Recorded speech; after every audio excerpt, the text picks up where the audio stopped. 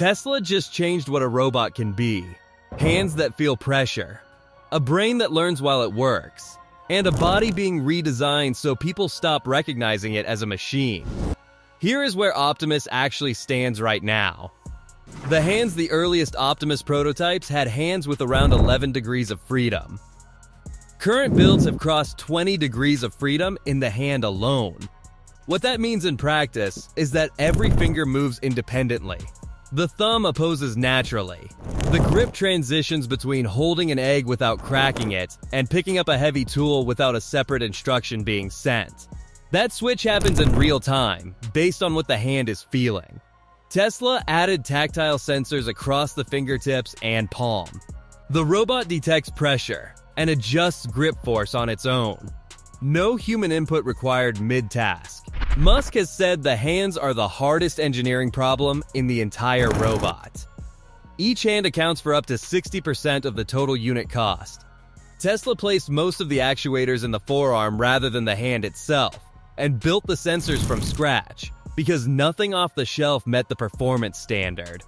The brain Optimus does not get programmed the way previous robots did.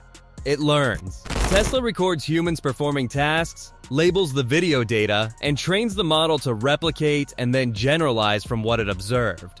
The robot watches how a person moves and builds its own understanding of the task rather than following a fixed instruction set. The same neural network architecture Tesla built for autopilot is now running inside Optimus. The same system that learned to navigate roads is now learning to navigate a factory floor, handle objects of different shapes and weights, and recover when something unexpected happens. Every hour Optimus works generates labeled training data. That data improves the shared model. The improved model pushes to every unit in the fleet overnight. The next morning, every robot performs better than it did the day before. Put 10 robots on a production line, and the learning rate multiplies across all 10 simultaneously. The more units deployed, the faster the entire system improves. A competitor with a fixed capability robot cannot close that gap simply by building a better version. The architecture itself compounds over time in a way fixed robots cannot match. The factory Tesla moved Optimus training onto real factory floors in 2024. Units have been running inside the Fremont facility for over a year. Austin Gigafactory was next on the expansion plan for early 2026. The factory environment was chosen deliberately. Repeatable, consistent tasks generate high-quality labeled data at a rate no controlled lab environment can produce. The robots are not there to demonstrate capability. They are there to generate the training data that builds the next version of capability. By 2024, Tesla confirmed 2 autonomous units working inside a live production setting. Not a curated scenario. A real factory where tasks change slightly every day, and the robot handles variation without being retrained each time. The next major version of Optimus is not being designed primarily for performance. It is being designed for perception. Musk has said publicly that the coming generation will be polished enough that some people at first glance might think they are looking at a person in a suit. Joints hidden under cleaner external covers. Smoother body lines. Fingertips softened visually. The visible mechanical structure that makes current Optimus immediately identifiable as a robot will be progressively concealed.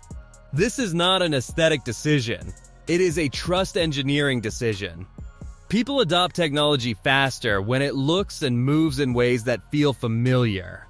A machine that resembles industrial equipment creates distance.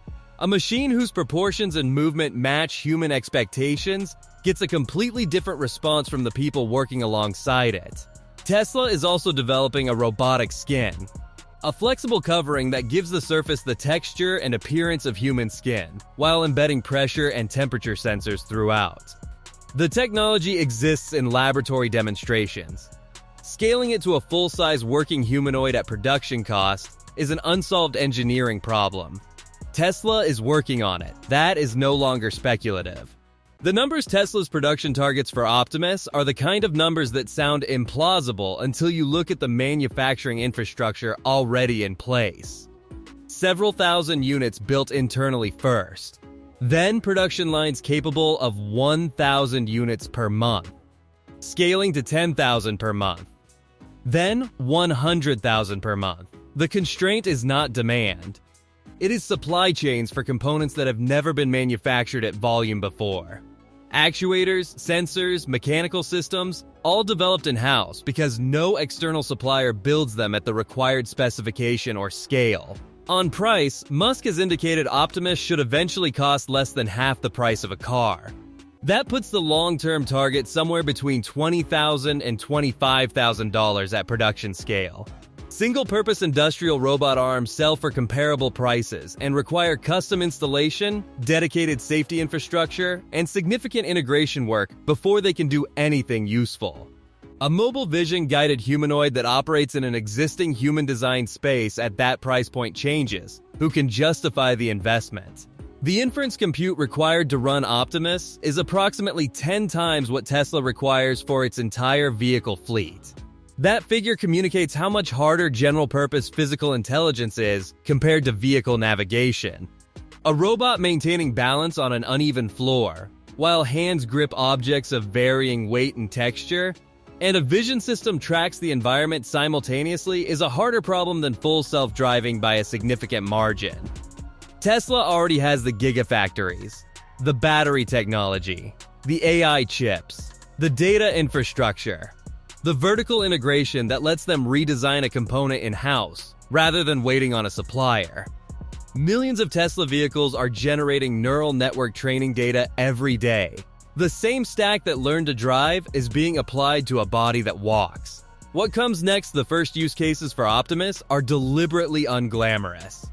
Material handling, line feeding, parts inspection, carrying boxes between locations inside Tesla facilities. Tasks that are repetitive, physically demanding, and performed in structured environments where the robot's current limitations matter least.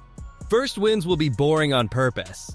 That is how the trust gets built before the system is asked to do harder things in less predictable settings. The longer arc points toward homes, service environments, and general-purpose assistance in spaces that were designed for humans rather than machines.